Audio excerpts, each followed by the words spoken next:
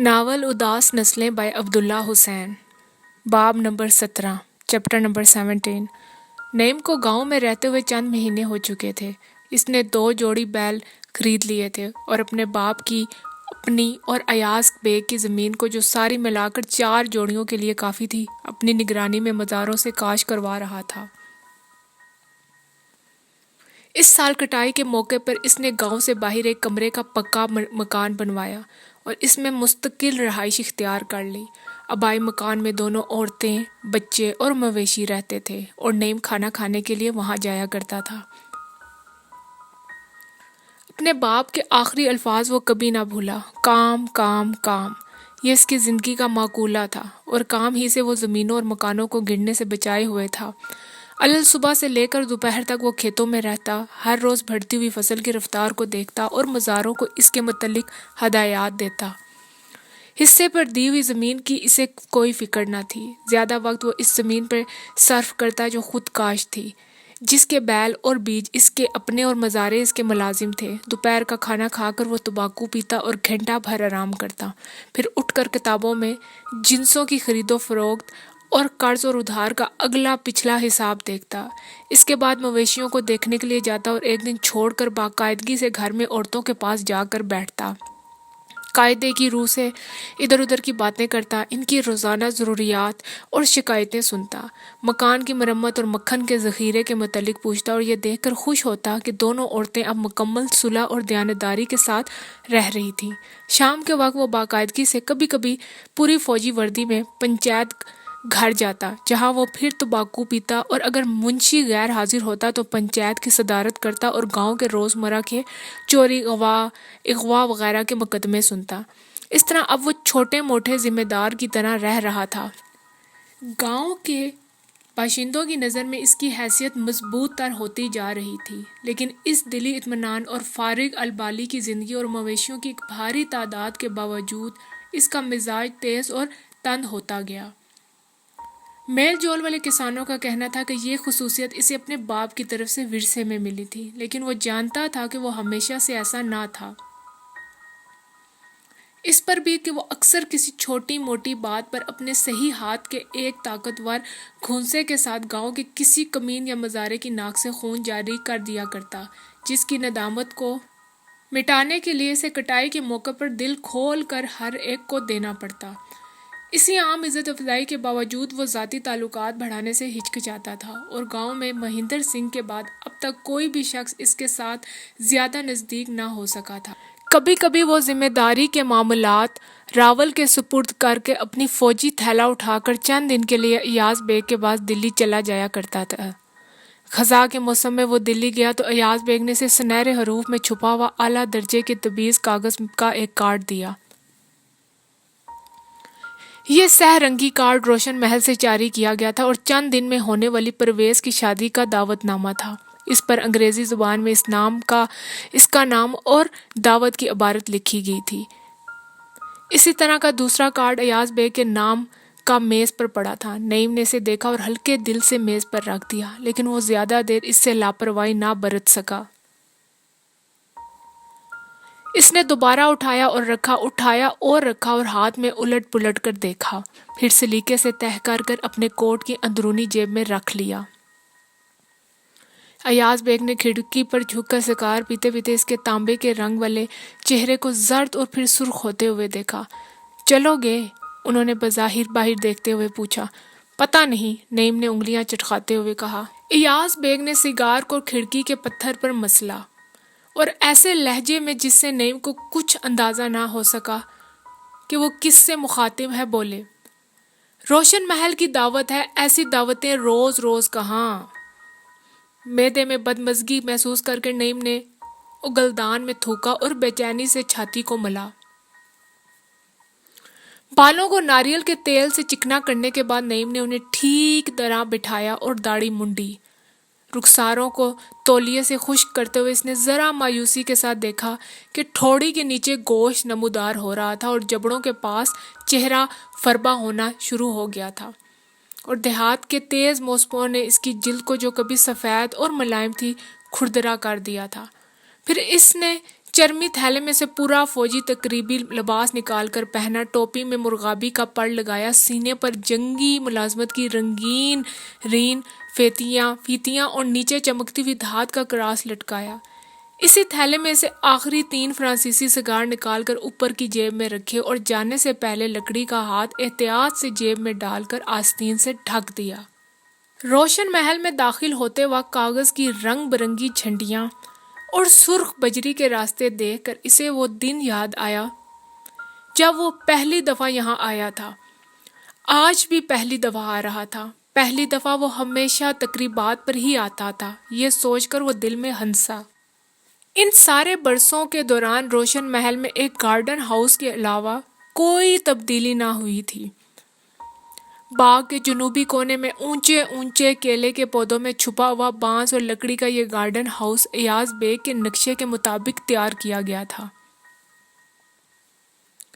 یہ اسے وہاں داخل ہوتے ہی ایاز بیگ نے بتایا۔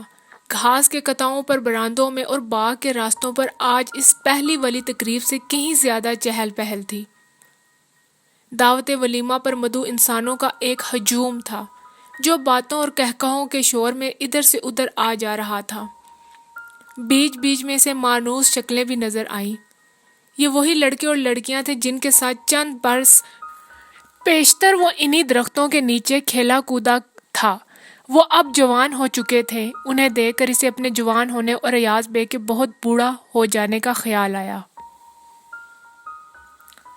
مبارک ہو، ان دونوں نے پرویز سے ہاتھ ملایا۔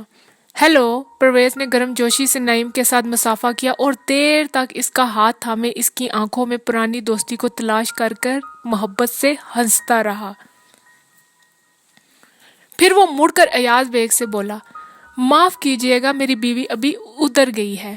کوئی بات نہیں، کوئی بات نہیں، ایاز بیگ نے کہا۔ پھر نعیم نے ہاتھ اٹھا کر خالہ کو سلام کیا اور دھیڑ عمر خوبصورت عورت نے پسندیدگی کی نظروں سے اوپر سے نیچے تک دیکھا۔ بہت دن کے بعد آئے ہو نعیم میاں، اس نے کہا۔ نعیم مسکرایا۔ اسی وقت اس نے اپنے آپ کو بہت سے آشنا ہنستے ہوئے چہروں میں گھرا پایا۔ ہیلو ہیلو ہیلو کا شور اٹھا اور اتنے ہاتھ ملانے والے پڑے اور ایسے زوردار طریقے پر پرانی دوستی کو تازہ کیا گیا کہ اس کا بازو تھک گیا۔ یہ وہی پرویز اور عذرا کا گروپ تھا۔ کہاں چلے گئے تھے نعیم؟ اتنی دیر کے بعد ایلس گریسکن نے اپنے مخصوص تیز پرمسرت لہجے میں پوچھا۔ جنگیں فتح کر کے آ رہا ہے، دکھائی نہیں دیتا؟ ملامت بار نظروں سے ایلس کو دیکھتے ہوئے ارشد نے نعیم کے جسم کی ساری لمبان کی طرف اشارہ کیا۔ معصوم طلعت جو ویسی کی ویسی چھوٹی سی لڑکی تھی بولی، ارے نعیم، اوہ تو ہیرو بن گیا، سچ مچ کے سب میں سے اب تمہاری ہیرو ورشپ ہوگی۔ جوش مسرت سے اس نے آنکھیں میچ لی اور مٹھیاں کس کر کانوں پر بجانے لگی۔ ہم نے اخبار میں پڑھا تھا، شیری نے کہا۔ کیا؟ نعیم نے پوچھا۔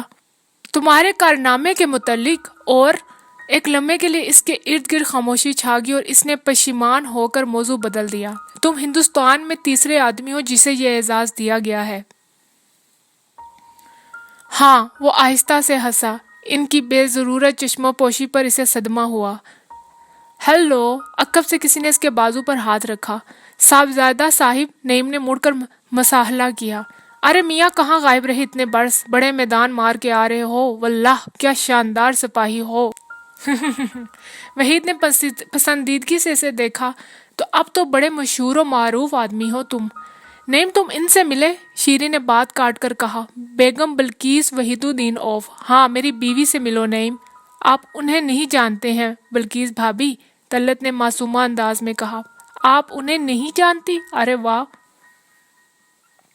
بھائی نعیم یعنی نعیم احمد خان ہمارے پرانے دوست ہیں۔ بلقیس نے انجانے پن سے سر کو خوبصورت جنبش دی۔ وہ ایک پتلی سی زرد روح جاگیردارانہ نقوش والی لڑکی تھی۔ نعیم نے ذرا سا جھک کر احتیاط سے اسے سلام کیا۔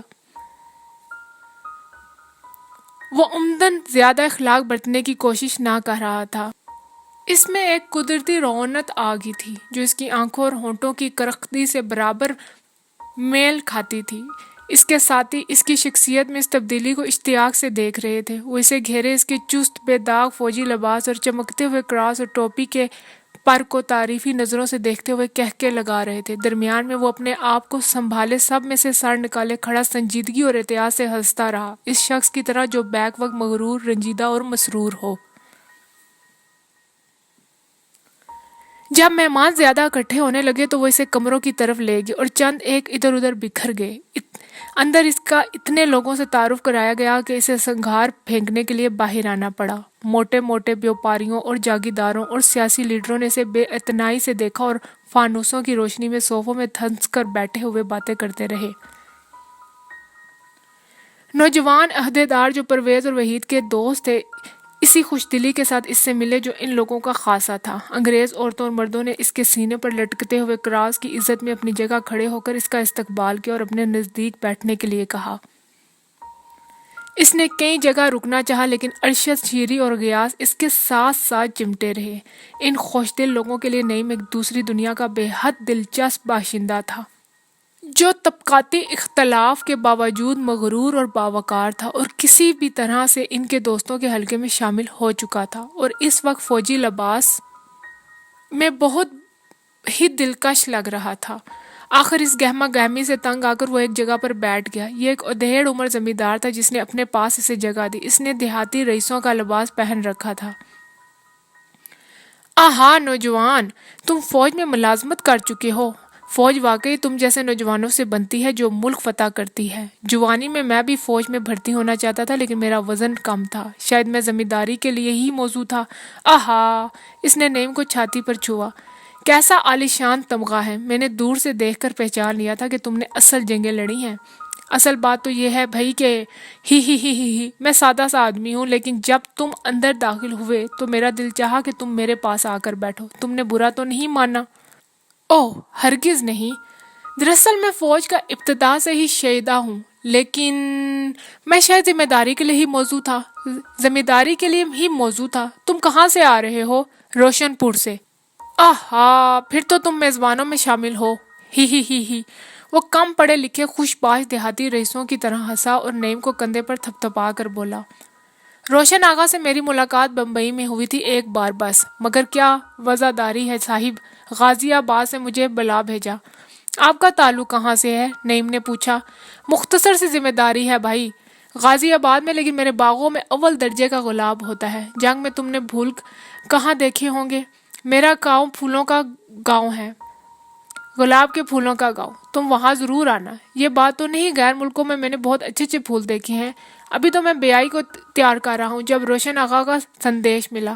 آپ کون سی گندم بوتے ہیں؟ نعیم نے دلچسپی لیتے ہوئے پوچھا۔ سفید، روشن پور میں سرخ گندم ہوتی ہے، میں جانتا ہوں، جو ایکڑ میں بامشکل 20 من اترتی ہے، میری سفید گندم۔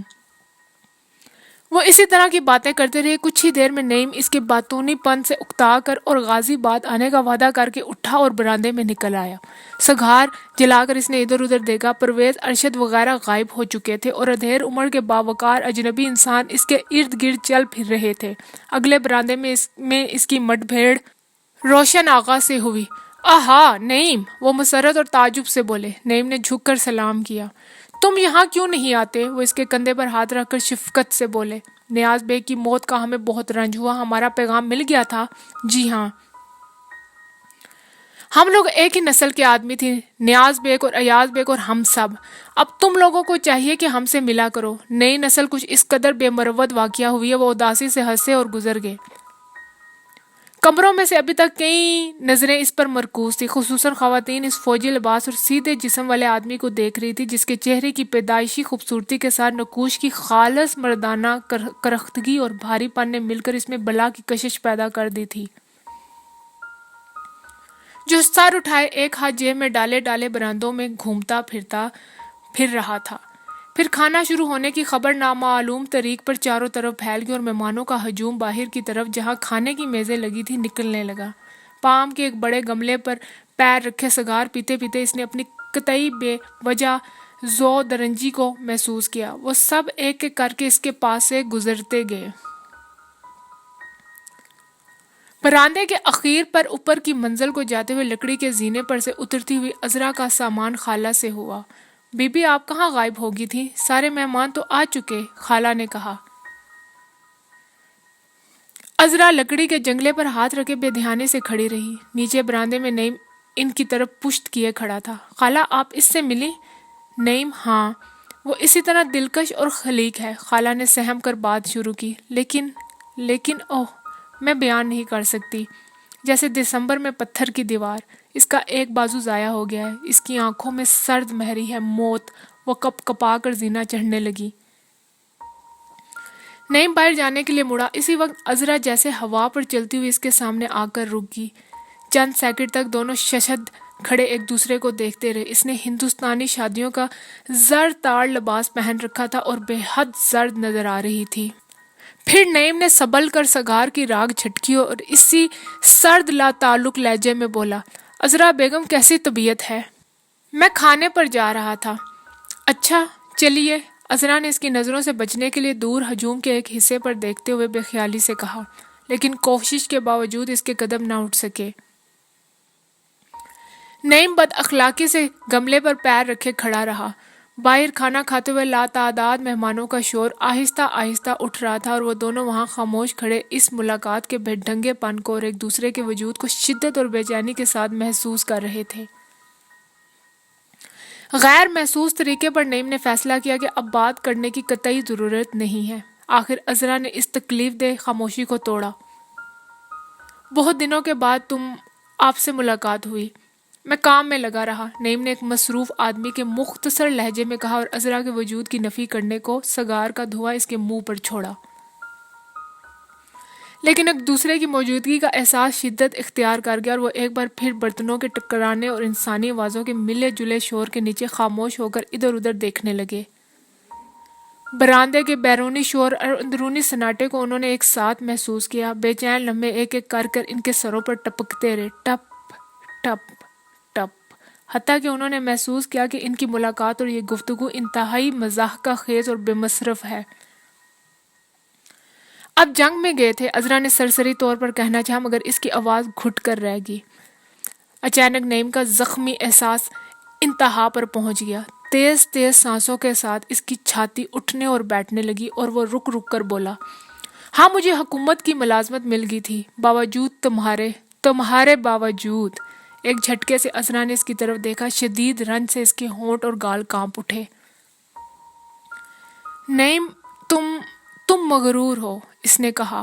دفتن آنسوؤں کا ایک ریلا اس کی آنکھوں میں اور حلق میں اود کر آیا، اور اس وقت دونوں نے اپنی اپنی جگہ پر ایک ہی وقت میں دیکھا اور محسوس کیا کہ محبت کا جذبہ فاصلے، اختلاف اور چوبی بازوؤں کے باوجود طاقتور ہے۔ وہ مڑی اور دوڑتی ہوئی خالی کمرے میں داخل ہوئی۔ عذرا نعیم اس کے پیچھے لپکا۔ کمرے سے گزرتے ہوئے ایک ملازم نے عذرا کو روتے ہوئے دیکھا اور ٹھٹک کر رک گیا۔ پھر اس نے دروازے کی طرف دیکھا اور چپکے سے باہر نکل گیا۔ چمڑے کی ایک بڑی سی مطالعے کی کرسی میں پوری طرح سما کر بیٹھی ہوئی عذرا نے ہونٹ سختی سے اندر کی طرف داب رکھے تھے اور چھوٹی سی لڑکی کی طرح دکھائی دے رہی تھی۔ جذبات کے ہنگام سے اس کا چہرہ زرد اور خوفزدہ تھا۔ نعیم فرش پر ایک گھٹنا ٹیک کر بیٹھا اور اس کے ہاتھ کو ہاتھ میں لیے گھور رہا تھا۔ نعیم، دیر کے بعد عذرا نے ہونٹ ڈھیلے چھوڑ کر صاف اور کمزور آواز میں کہا، عورتیں بے شرم نہیں ہوتی پر محبت ضرور کرتی ہیں، مجھے معاف کر دو۔ وہ اس کے ہاتھ میں منہ چھپا کر کہتا رہا۔ پھر وہ ہوا جو روشن پور والوں کی تاریخ میں آج تک نہ ہوا تھا، حقیقتاً جو ہندوستان کے جاگیردار اور امرا کے طبقے میں بہت کم ہوا تھا۔ روشن محل پر موت کا سکوت طاری تھا اور موسم خزاں کی وہ شام اونچی چھتوں والی اس مہم عمارت پر آہستہ آہستہ جھکتی آ رہی تھی۔ برآمدوں میں اور بند دروازوں اور کھڑکیوں کے شیشوں پر روشنیاں جل رہی تھیں، لیکن کوئی متنفس دکھائی نہ دے رہا تھا۔ گھر کے تمام نوکر گھر کے پچھواڑے اپنے اپنے کمروں میں بیٹھے تھے اور برآمدوں میں قدم دھرتے ہوئے ڈر رہے تھے۔ سڑک پر سے گزرنے والوں کو پہلی نظر میں سنسان برآمدے اور روشوں پر اکٹھے کیے ہوئے خشک پتوں کے ڈھیر دیکھ کر اس جگہ کی ہمہ گیر ویرانی کا احساس ہوتا تھا۔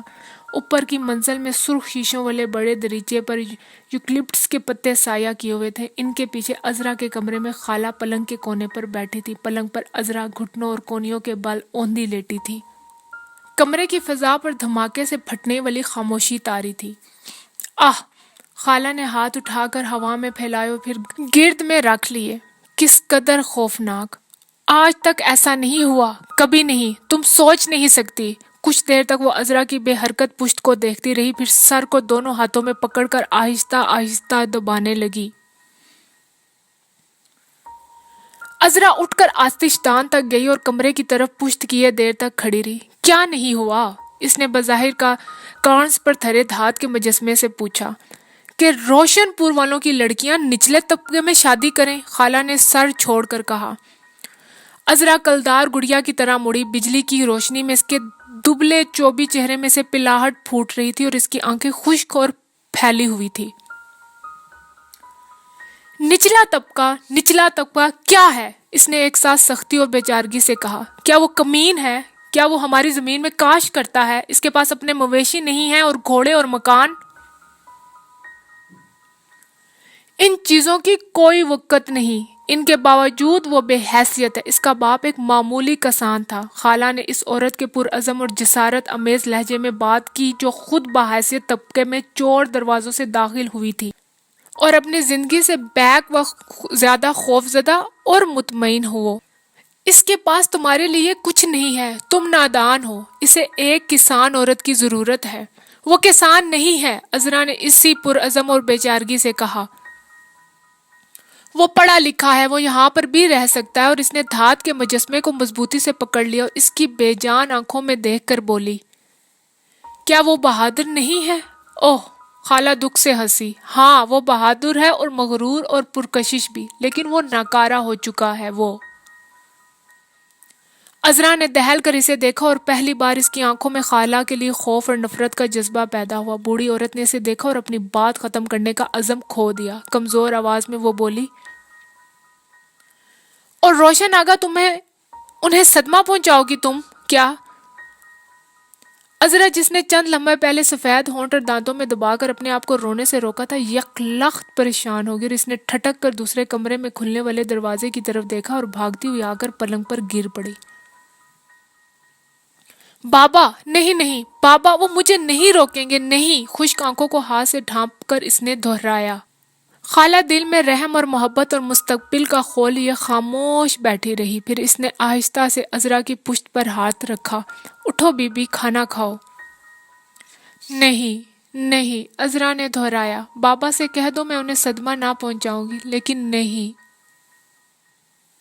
ساتھ والے کمرے میں روشن آغا دیواروں کے ساتھ چکر لگاتے ہوئے تھک کر بیٹھ گئے۔ بازو سینے پر باندھ کر انہوں نے آنکھیں بند کر لی اور سر صوفے کی پشت پر ٹیک دیا۔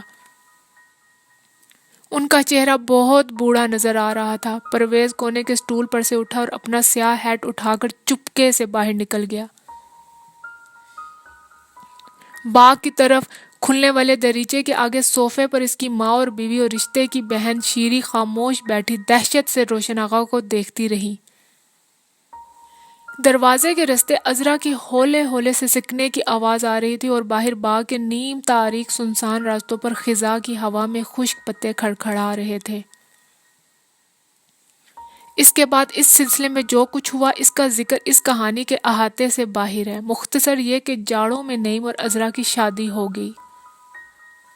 پھر بھی یہ بتانا ضروری ہے کہ اس شادی کو روکنے کے لیے جو دیوانہ وار کوششیں ہوئیں اور صوبے بھر کے تعلقداروں کی جانب سے اس انتہائی مضحکہ خیز خیال کی جو مخالفت ہوئی، وہ امرا کے اس طبقے کی اپنی انفرادی اور علیحدگی برقرار رکھنے کی خواہش کی خصوصیت سے مظہر تھی۔ شادی بہرحال عذرا کی قوت ارادی کی بدولت، جس نے اس سے پہلے روشن آغا اس تکلیف اور سکیم سے تعاون کرنے پر اپنے آپ کو مجبور کرتے گھر کے دوسرے افراد کو اپنے بے پناہ بیچارگی اور عزم سے متاثر کر دیا تھا، انجام پائی۔ گاؤں کے باغ میں روشن آغا نے انہیں شاندار مکان بنا کر دیا، جس میں دونوں نے رہائش اختیار کر لی، مگر کچھ عرصے کے بعد عذرا اکثرت کے ساتھ طویل وقفوں کے لیے دلی جا کر رہنے لگی، جہاں کی اونچی چمکدار زندگی میں گاؤں کی پرسکون اور غیر دلچسپ فضا کے مقابلے میں اس کے لیے زیادہ کشش تھی۔ اس کی غیر موجودگی میں نعیم زیادہ تر وقت روشن آغا کی ذمہ داری کی معلومات پر صرف کرتا، جس کا تمام تر بندوبست اب براہ راست اس کی زیر نگرانی ہو رہا تھا۔ باب نمبر 17، چیپٹر نمبر 17، وہ ایک ایسی صبح تھی جب بہار کا زور ٹوٹ چکا تھا اور دھوپ میں تیزی آ جاتی ہے، جب پتوں کا رنگ شوخ سبزے سے گہرا سبز ہو جاتا ہے اور ڈالیوں پر موسم بہار کے آخری پھول کھلتے ہیں اور آسمان مٹیالہ اور گرم ہونا شروع ہو جاتا ہے، جب اوس گرنی بند ہو جاتی ہے اور عورتیں رات کو سونے کے لیے چھت سے باہر نکل آتی ہیں اور مرد دن بھر درانتیوں کے دندانے بناتے اور بیلوں کے کھڑ صاف کرتے رہتے ہیں اور ان کی آنکھوں میں کٹائی سے پہلے کا خوف سایہ کیے رہتا ہے اور ہونٹوں پر پیپڑی جمی ہوتی ہے، جب دور دور تک سونے کے رنگ کی تیار فصل گرد کے طوفانوں میں لہراتی ہے اور چنبیلی کے پودوں پر گرما کی پہلی کلیاں نمودار ہوتی ہیں۔ سورج نیم کے مکان کی دیواروں سے اوپر آ چکا تھا اور دھوپ سین میں پھیلتی جا رہی تھی۔ عذرا پچھلی شام کو ہی دلی سے لوٹی تھی اور رات بھر وہ خوب لپٹ کر سوئے رہے تھے، چنانچہ صبح وہ خوش و خرم اٹھے تھے۔ نعمت خانے کے فرش پر بیٹھ کر زور زور سے ہنستے اور باتیں کرتے ہوئے انہوں نے سرخ سنگتروں اور بھنے ہوئے جو کے دلیے اور دودھ کا ناشتہ کیا۔ پھر انہوں نے چائے پی اور مویشیوں کے احاطے میں نکل آئے، بھوری بھینس کی گردن کا زخم کھلوا کر دیکھا اور اپنے سامنے جانوروں کے رکھوالے سے اس پر ہلدی اور سرسوں کے تیل کی پٹی کروائی۔ پھر وہ دوسرے جانوروں کے پاس سے گزرے اور نعیم نے جو گزری ہوئی رات کی جسمانی آسودگی کے زیر اثر ملنسار موڈ میں تھا، ہر ایک جانور سے الگ الگ اس کا حال پوچھا۔ دھوپ میں جگالی کرتی ہوئی سیاہ اور سفید گایوں، بھینسوں اور بھیڑوں اور دوسرے مویشیوں نے اس کا جواب اپنی سیاہ آنکھوں کے ساتھ اس کانا اور لاتعلق انداز میں دیکھ کر دیا جس کے ذریعے مویشی اپنی آسودگی اور گہری محبت کا اظہار کرتے ہیں۔ صرف دونوں گھوڑے خوشی سے ہنہنائے اور دموں کو پھندنے کی طرح ہوا میں لہرایا، جس پر نعیم نے اپنے باپ کی بات دہرائی کہ گھوڑے کسان کے عقل مند اور نزدیک ترین رشتہ داروں میں سے ہوتے ہیں۔ مویشیوں سے ملاقات کرنے کے بعد انہوں نے رکھوالی کے کتوں کو صبح کا ناشتہ کھاتے ہوئے دیکھا اور دوپہر کے راتب کے متعلق نوکر کو ہدایت دی۔ پھر وہ گوالے کی کوٹری میں گئے اور صبح کے دودھ کی مقدار دیکھی۔ وہیں پر انہوں نے کل شام کی اتری ہوئی بھیڑوں کی اون کا معائنہ کیا، پھر وہاں سے وہ گھر کے پچھواڑے سبزی کی کیاریوں میں گئے اور شیشے کی طرح چمکدار پانی کو شراٹے سے نالی میں بہتے اور آگے جا کر خاموشی سے مختلف راستوں میں داخل ہوتے ہوئے دیکھا۔ نئی کیاریوں میں پانی انتہائی خاموشی کے ساتھ اپنے رستے میں آنے والے ہر بھورے اور خوش مٹی کے ڈھیلے کو سیاہ کرتا ہوا گہرائیوں میں اتر رہا تھا، جہاں پڑے ہوئے چھوٹے چھوٹے بیجوں کے ہزاروں ننھے سوراخوں میں رچ بس کر انہیں نرم اور گداز بناتا ہوا نازک نازک ریشمی کونپلوں کی تخلیق کر رہا تھا، جو پانی کے اترنے ہی کے ساتھ خاموش اور چور انداز میں بڑھتی اور زمین میں پھاڑ کر باہر نکلتی آ رہی تھی۔ عذرا کے کندھے پر ہاتھ رکھے رکھے یہ سب دیکھ کر اور محسوس کر کر نعیم کی آنکھیں تخلیق کے سرور سے مند تھیں اور اس نے سوچا کہ وہ بنیادی طور پر کسان ہے اور کسان کا بیٹا ہے، اور عذرا کے اونچے چھتوں والی دنیا میں وہ چور دروازے سے داخل ہوا ہے، لیکن اس خیال سے کہ جس نے کہ آگے جا کر زندگی میں کئی بار اسے لاچار کر دیا، اس وقت اس کو محسوس کیا اور آہستہ سے مسکرا کر اس نے عذرا کی کمر میں ہاتھ ڈال کر اسے ساتھ لگا لیا۔ بابا کہا کرتے تھے زمین ماں ہے اور پانی باپ ہے اور فصل اولاد ہے، اس نے کہا۔ عذرا نے آنکھوں میں محبت کی ساری مستی بھر کر اسے دیکھا اور ایک انجانے خیال سے مسکرائی۔ وہاں سے وہ چاکسو کی بڑھتی ہوئی باڑ کے ساتھ ساتھ لمبا چکر کاٹ کر باغ میں نکل آئے اور بل کھاتے ہوئے تنگ راستوں میں داخل ہوئے، جہاں انہوں نے کھلتے اور مرجھاتے ہوئے پھولوں اور پودوں کا معائنہ کیا، کھٹے اور لیموں کی شاخوں کی چھانٹی اور چنبیلی کی قطار کے نیچے نلائی کرنے کا حکم دے کر وہ واپس ہو لیے۔ واپسی پر انہوں نے صبح کے 2 گلدستے بنائے اور اس وقت انہیں گزرتی ہوئی بہار کا احساس ہوا اور انہوں نے ایک دوسرے سے ان وقتوں کا ذکر کیا جب 5 گلدستے بنانے پر بھی پودے اسی طرح لدے پھندے رہتے تھے۔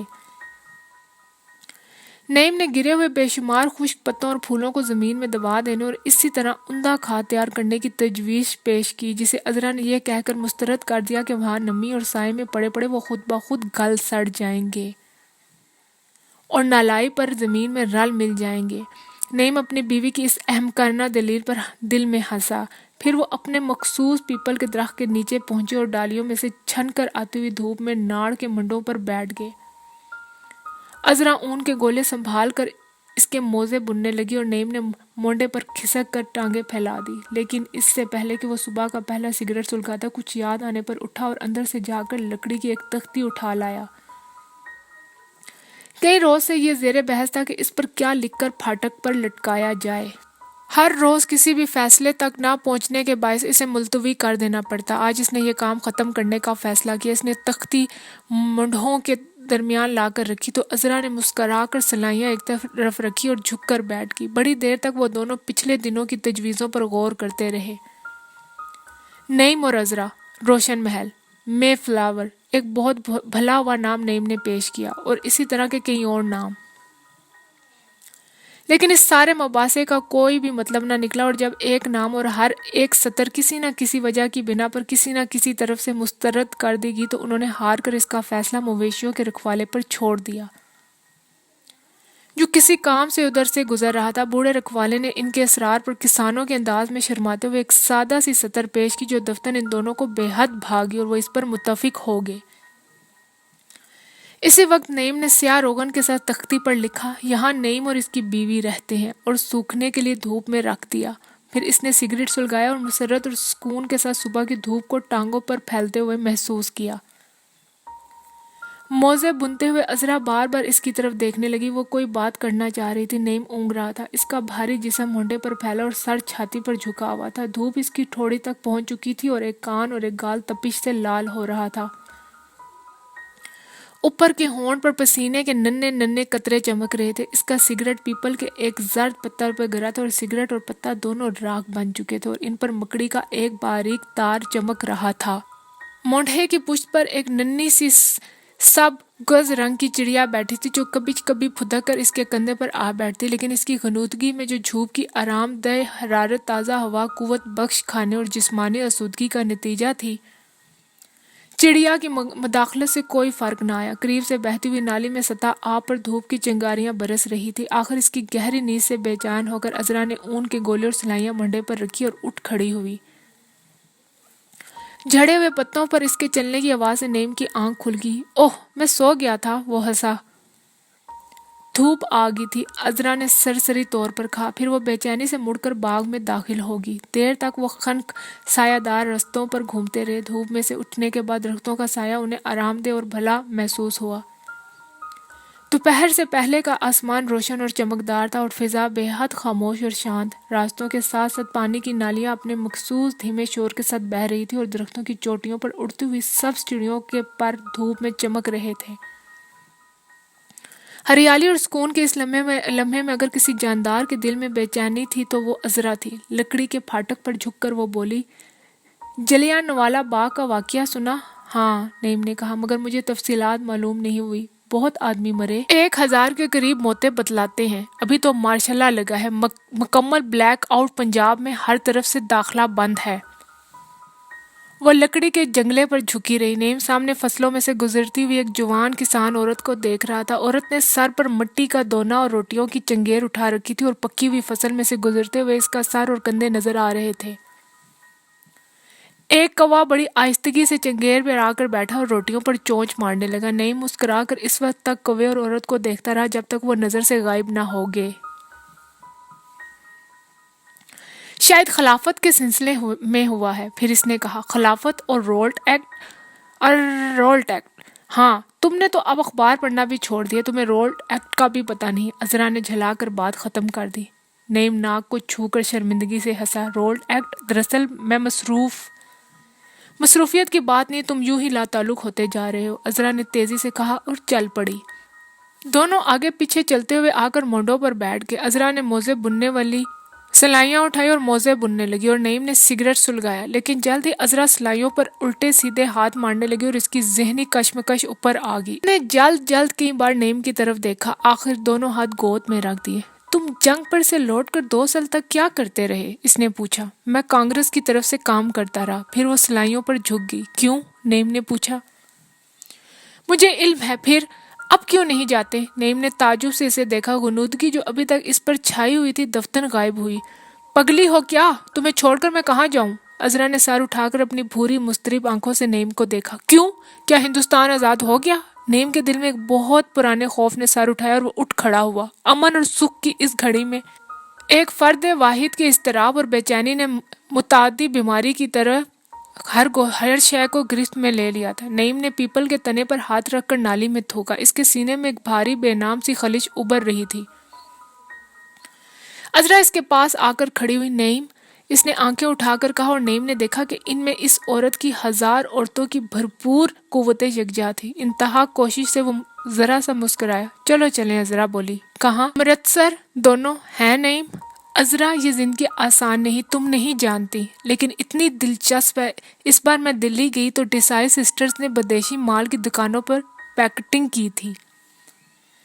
ان کی تصویریں سارے بڑے بڑے اخباروں اور رسالوں میں چھپیں، اور جہاں بھی میں گئی انہی کا تذکرہ رہا۔ ہر موقع پر، ہر پارٹی میں۔ تم کانگریس پارٹی کے ممبر ہو، ہم آسانی سے جا سکتے ہیں۔ نہیں نعیم، ہم دونوں ہیں نعیم۔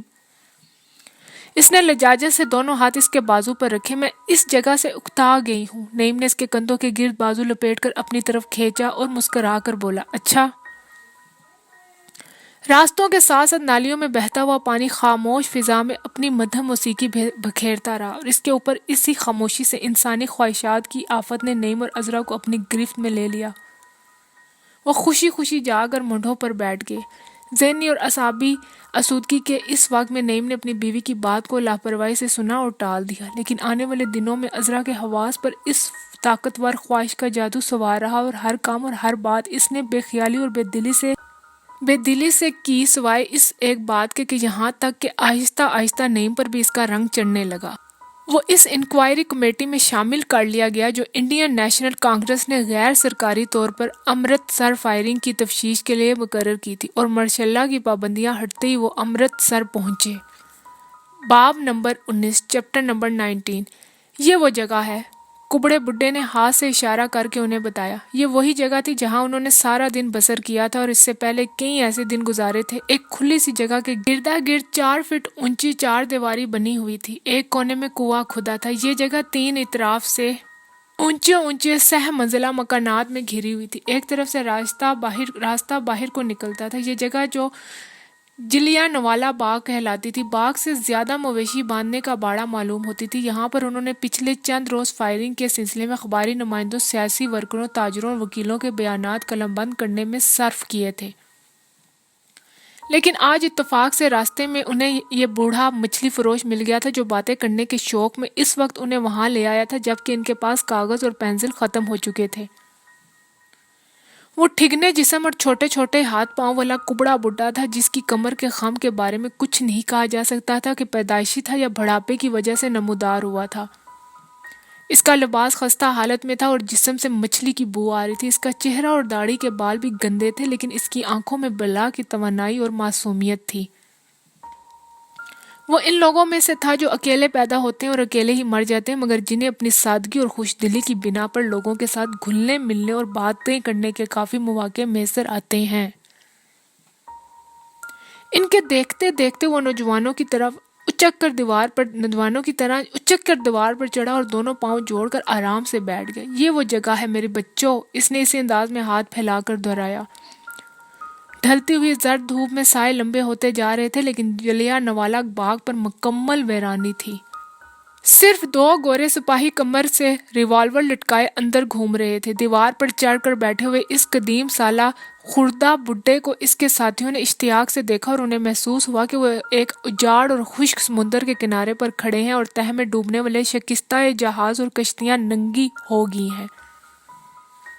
عذرا نے سہم کر دونوں ہاتھ دیوار پر رکھے۔ ہمیں سب کچھ بتاؤ مچھلی والے، اس نے کہا۔ ہمیں سب کچھ بتاؤ جو ہوا بوڑھے مچھلی والے، ان سب نے کہا۔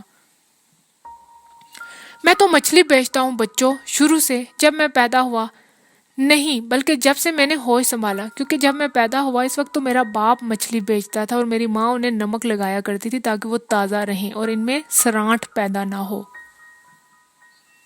وہ بڑی اچھی اور نیک دل عورت تھی۔ میرا باپ اسے پیٹا کرتا تھا اور وہ مجھے پیٹتی تھی، لیکن سال کا زیادہ تر حصہ ہم امن اور سکون کے ساتھ رہتے تھے۔ مار پیٹ صرف اس وقت ہوتی تھی جب مچھلیاں میرے باپ کے ساتھ نہ لگتی۔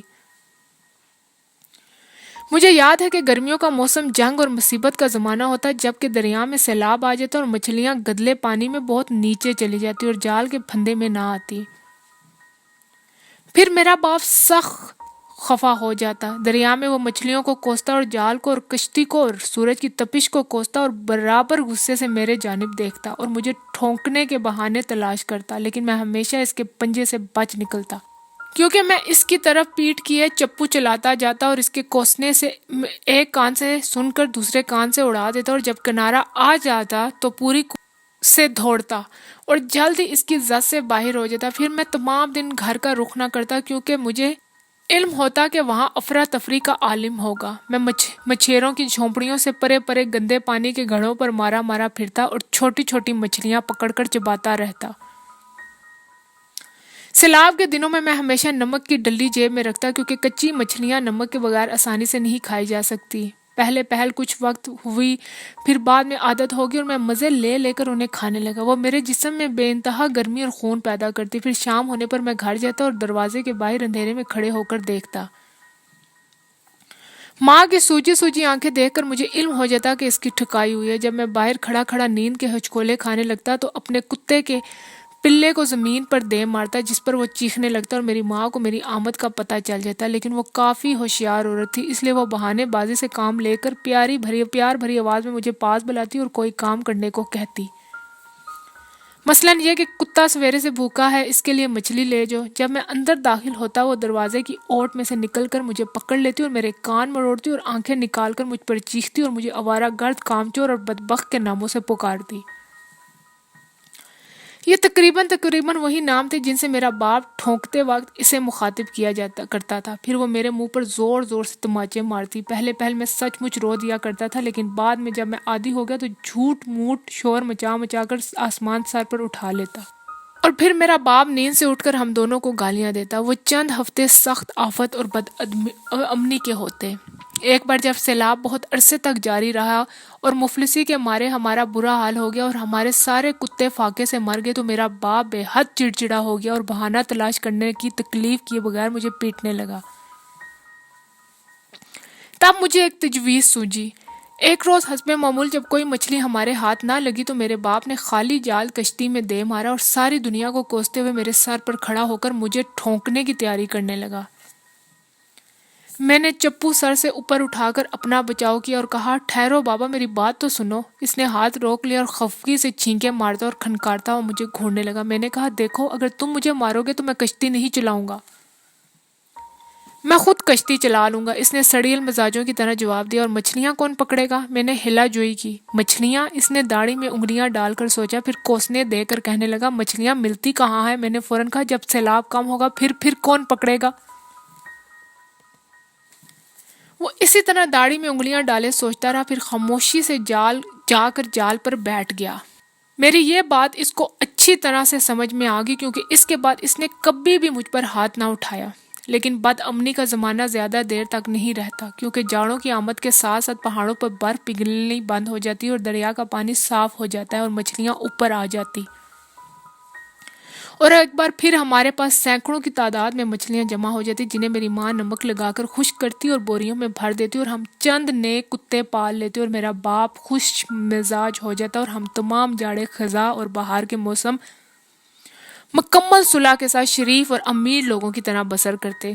اور ہر روز شام کے وقت میری ماں آگ کے سامنے بیٹھ کر ہاتھ باندھ کر چھت کی طرف دیکھتی اور کہتی، تیرا شکر ہے مالک کہ سیلاب گرمیوں میں آتے ہیں اور جاڑوں میں نہیں آتے، ورنہ اگر سردیوں میں مچھلی نہ ملے تو پھیپھڑے کا بخار ہو جائے یا جوڑوں میں درد شروع ہو جائے، اور اوپر سے تو میں جو ہو وہ الگ تیرا شکر ہے۔ اپنی پٹائی کو ہمیشہ تو میں کے نام سے یاد کرتی۔ بڈھا سانس لینے کے لیے رکا تو پانچوں سننے والوں نے جس بے تابی کا اظہار کیا، اس سے واضح تھا کہ اس کی بے تکی باتوں نے انہیں پریشان کر رکھا تھا۔ ہمیں فائرنگ کے متعلق بتاؤ مچھلی والے، سب نے ایک ساتھ کہا۔ ٹھہرو، بڈھے نے اپنا چھوٹا سا ہاتھ ہوا میں بلند کر کے کہا، سب کچھ بتاؤں گا، رات کے 8 بجے تک ہم یہاں بیٹھ سکتے ہیں۔ مجھے یاد تو کرنے دو، آج کئی روز کے بعد تم لوگ بات کرنے کو ملے ہو، ورنہ اس شہر میں ایک سے ایک ہون ہو رہا ہے۔ جس کسی سے بات کرو لگتا ہے جیسے قبر سے اٹھ کر آ رہا ہو اور بول نہیں سکتا، حالانکہ میں نے اس سے کہیں زیادہ آدمی وبا میں مرتے ہوئے دیکھے ہیں۔ تو میں اپنی ماں کی بات کر رہا تھا۔ وہ بڑی نیک دل، ہوشیار اور خدا پرست عورت تھی، جلدی مر گئی اور اس کا سارا کام ہمارے گلے پڑ گیا۔ پھر ہمیں اس کی قدر و قیمت معلوم ہوئی۔ اب میرا باپ اکیلا ہی کسی نہ کسی طرح سے مچھلیاں پکڑ کر لاتا اور میں ان کو نمک لگا کر دھوپ اور چھاؤں میں سکھاتا اور تھیلوں میں بھرتا۔ رات کو ہم آمنے سامنے بیٹھ کر خشک مچھلیاں مرچوں کے ساتھ کھاتے۔ میرے باپ کو بڑھاپے کی وجہ سے کبھی کچی مچھلیاں کھانے کی عادت نہ پڑ سکی اور جب تک وہ زندہ رہا اسی تکلیف میں مبتلا رہا، لیکن اس کے سوا کوئی چارہ بھی نہ تھا کیونکہ آگ جلانے کے لیے ہم میں سے کوئی بھی ماہر نہ تھا۔ مجھے مزے میں لے کر مچھلیاں چباتے دیکھ کر وہ انتہائی خفا ہوتا اور کہتا ہے، جانور کے بچے، مگر مچھ کے بچے، کیسے مزے لے رہا ہے۔ اس پر میں ہنس کر کہتا، بابا تم مچھیرے اور مچھلی نہیں کھا سکتے، کیسے مچھیرے ہو تم؟ میں انسان کی اولاد ہوں، جانور کی اولاد نہیں ہوں، وہ کہتا۔ کبھی کبھی اسے جلانے کے لیے میں کہتا، میں زندہ مچھلی بھی کھا سکتا ہوں، تم کھا سکتے ہو کیا؟ چپ رہو، تم پکتے ہو، وہ کہتا۔ اچھا، میں کہتا، تو یہ لو، کہہ کر میں لکڑی کی بالٹی میں جس میں مچھلیاں پالا کرتا تھا ہاتھ ڈال کر ایک زندہ مچھلی نکالتا اور منہ میں پکڑ لیتا۔ میرے دانتوں کے درمیان تڑپتی ہوئی مچھلی کو دیکھ کر وہ غصے سے پاگل ہو جاتا اور ایک لمبی سی خشک مچھلی اٹھا کر میرے پیچھے دوڑتا۔ میں خشک مچھلی کے ڈر سے، جو کہ بید کی طرح لگتی ہے، باہر بھاگ جاتا اور اندھیرے میں کھڑا ہو کر اس کی غسیلی آواز سنتا رہتا۔ کیسا زمانہ آ گیا، سانپوں اور سوروں کے بچے انسانوں کے گھر پیدا ہونے لگے، ایسا کبھی سنا نہ تھا۔ زندہ مچھلی کو زندہ آدمی کھاتا ہے، ایک زندگی دوسری زندگی کو۔ میں باہر کھڑا خاموشی سے ہنستا اور مچھلی کھاتا رہتا۔ بڈھا بازو ہوا میں پھیلا کر ہنسا، جس سے اس کے آخری 3 دانت جو اس کے منہ میں رہ گئے تھے ننگے ہو گئے اور آنکھوں کے گرد جھریاں پڑ گئی۔ اس کی باتوں میں دلچسپی محسوس کرنے کے باوجود سننے والے وقت کی کمی کی وجہ سے گھبرائے ہوئے تھے اور چاہتے تھے کہ وہ ادھر ادھر کی باتیں چھوڑ کر جلد اصل موضوع پر آ جائے۔ ڈوبتے ہوئے سورج کی روشنی میں بڈھے نے بات جاری رکھی، لیکن جلد ہی ہمیں پتہ چل گیا کہ گھر کا کام چلانے میں ہم کس قدر ناکارہ رہے۔ تمام مچھلیاں جو میں سکھا کر بوریوں میں بھرتا وہ 2 دن کے بعد بو دینے لگتی اور انہیں گھر میں رکھنا مشکل ہو جاتا۔ چونکہ بیچنے کے قابل بھی نہ ہوتے، اس لیے جتنی ہم کھا سکتے تھے 1-2 روز میں جلد کھا لیتے، باقی گلی سڑی مچھلیاں دریا میں بہا دیتے۔ اس کے بعد میں نے یہ بھی محسوس کیا کہ ہماری روزانہ کی آمدنی میں نمایاں کمی ہوتی جا رہی تھی اور ایک وقت آیا کہ جتنی مچھلی گھر میں آتی روز کی روز ہم ہضم کر جاتے۔ خشک مچھلی کے مقابلے میں میرے باپ کو تازہ کچی مچھلی زیادہ بھانے لگی، جس کی چربی نرم اور نمکین ہوتی۔ چنانچہ ادھر وہ چند مچھلیاں لا کر رکھتا، ادھر کھڑا کھڑا چٹ کر جاتا۔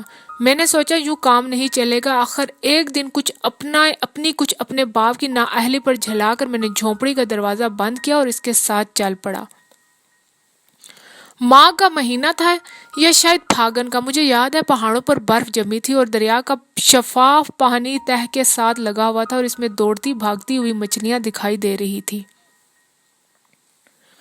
میں کشتی چلا رہا تھا اور میرا باپ میری طرف پشت کیے کھڑا تھا۔ میں نے دیکھا کہ بڑھاپے کی وجہ سے اس کی ٹانگیں ٹیڑھی ہو چکی تھیں اور ان پر زرد نسیں ابھر آئی تھی، لیکن موسم بڑا شاندار تھا۔ دریا اور آسمان کا رنگ گہرا نیلا تھا اور ہوا ہمارے بال اڑا رہی تھی اور میرے باپ کے اڑتے ہوئے بال برف کی طرح سفید اور دھوپ میں خوشنما لگ رہے تھے، اور ہوا کی وجہ سے جو ہلکی ہلکی لہریں اٹھ رہی تھی اس پر ہماری کشتی ڈول رہی تھی۔ چلتے چلتے ہم مچھلیوں کے خطے میں داخل ہوئے۔ یہاں پر دریا کنارے کو کاٹتا ہوا بہت اندر تک چلا گیا تھا اور ٹھہرے ہوئے پانی کی ایک ننھی سی جھیل کی شکل اختیار کر گیا تھا۔ یہاں پر ہم نے ہزاروں کی تعداد میں مچھلیاں دیکھی، رنگ برنگ کی چھوٹی بڑی قسم قسم کی مچھلیاں پانی میں کھیل رہی تھی اور دھوپ چھن چھن کر ان کے جسموں پر پڑ رہی تھی۔ میرے باپ نے جال پھینکا، مچھلیوں میں افراتفری مچ گئی، جال میں بہت سی بڑی بڑی مچھلیاں آئی اور انہیں کشتی میں لاد کر ہم واپس لوٹے۔ میں بے حد خوش تھا اور تیز تیز چپو مار رہا تھا کہ اچانک میں نے دیکھا کہ میرے باپ نے جال میں ہاتھ ڈال کر کلبلاتے ہوئے ڈھیر میں سے ایک مچھلی نکالی اور اسے ہاتھ میں پکڑے کچھ دیر تک دیکھتا رہا۔ وہ بڑی ہی خوبصورت مچھلی تھی۔ اس کا رنگ گہرا نیلا اور اوپر بڑے بڑے سنہری رنگ کے چانے تھے۔ وہ گردن کے پر پھیلا پھیلا کر سانس لے رہی تھی اور کھلی ہوئی آنکھوں سے جانے کدھر دیکھ رہی تھی۔ پانی خوبصورت ہے، میرے باپ نے آہستہ سے کہا، میرا گھر بدصورت ہے، تو اپنے گھر جا، میرے باپ نے کہا اور ہاتھ لٹکا کر اسے پانی میں چھوڑ دیا۔ مجھے اس کی احمقانہ حرکت پہ بڑا تاؤ آیا اور میں نے اسے متوجہ کرنے کو ناک میں سے آواز نکالی، لیکن وہ گہری سوچ میں تھا۔ پھر اس نے دوسری مچھلی اٹھائی۔ اس کا جسم کرمزی رنگ کا تھا اور اوپر سیاہ لکیریں تھیں اور اس کی آنکھوں کا رنگ سرخ تھا اور دم بھی سرخ تھی۔ تم خوبصورت ہو، میرا گھر بدصورت ہے، تم بھی اپنے گھر جاؤ، میرے باپ نے کہا اور اسے بھی چھوڑ دیا۔ پانی میں داخل ہوتے ہی مچھلی نے تیزی سے دم چھٹکی اور تہہ میں چلی گئی۔ پھر میرے باپ نے ایک اور مچھلی اٹھائی جس کی جلد سفید ریشم کی سی تھی اور جس پر دنیا کے ہر رنگ کے نقطے اور لکیریں پڑی ہوئی تھی۔ اس کا سر اور آنکھیں اور ہونٹ بھی سفید تھے۔ میرے باپ نے یہ کہہ کر اسے بھی چھوڑ دیا۔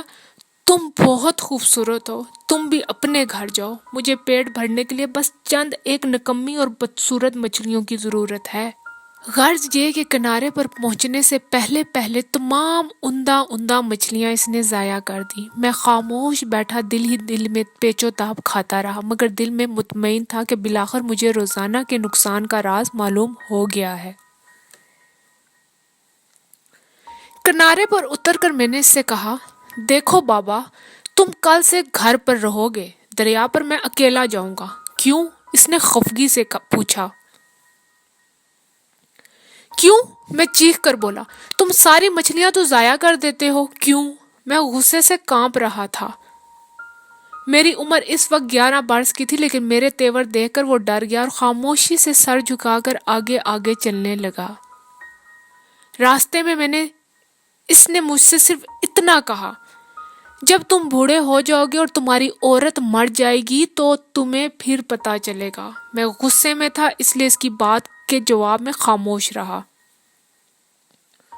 اس کے بعد وہ ہمیشہ گھر پر رہتا اور میں دریا پر جاتا۔ ہمارے پاس پھر مچھلیوں کا کافی ذخیرہ جمع ہو گیا اور مچھیروں کی بستی میں ہم ایک بار پھر متمول خاندانوں میں شمار ہونے لگے۔ مگر اب میرا باپ روز بروز بوڑھا اور اندھا ہوتا جا رہا تھا۔ وہ سارا دن چھاؤں میں مچھلیوں کو پھیلا کر ان کی رکھوالی پر بیٹھا رہتا اور دوسرے مچھیروں کو لڑنے جھگڑنے سے منع کرتا۔ جو لوگ اپنی عورتوں کو پیٹتے ہیں ان کو نصیحت کرتا کہ عورتوں کو پیٹنا نہیں چاہیے ورنہ وہ مر جاتی ہیں اور پھر بڑھاپے میں کچھ مچھلیاں کھانے کی لعنت کا سامنا کرنا پڑتا ہے۔ اسی طرح جب میں سنِ بلوغت کو پہنچا تو وہ مر گیا۔ بڈھا سانس لینے کے لیے رکا اور سادگی سے ہنس کر چاروں طرف دیکھنے لگا۔ اس کے 3 دانت پھر نمودار ہو گئے۔ اب وہ سب اس بڈھے کے باتونی پن اور اس کی باتوں سے اکتا چکے تھے اور نعیم تو اس سے کوئی فائدہ مند تفصیلات حاصل کرنے کی امید قطعی طور پر کھو چکا تھا۔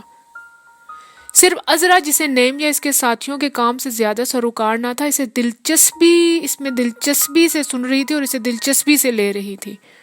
پھر مچھلی والے، عذرا نے کہا، ہمیں 13 اپریل کا واقعہ بتاؤ مچھلی والے، ورنہ ہم چلے جائیں گے، مردوں میں سے ایک نے کہا۔ اوہ اچھا، میں 8 بجے سے پہلے سب کچھ بتا دوں گا۔ میرے بچوں گھبراؤ مت، کیونکہ 8 بجے تمہیں چلے جانا ہوگا۔ اس وقت یہاں کرفیو شروع ہو جاتا ہے۔ جب میرا باپ مر گیا تو میں اکیلا رہ گیا، پھر میں نے گھر کے کام کے لیے ایک عورت کی تلاش شروع کر دی۔ لیکن بدقسمتی سے میرا قد بہت چھوٹا رہ گیا تھا۔ جو بھی عورتیں مجھے ملی بہت قداور نکلی اور انہوں نے میرے ساتھ رہنا پسند ہی نہیں کیا۔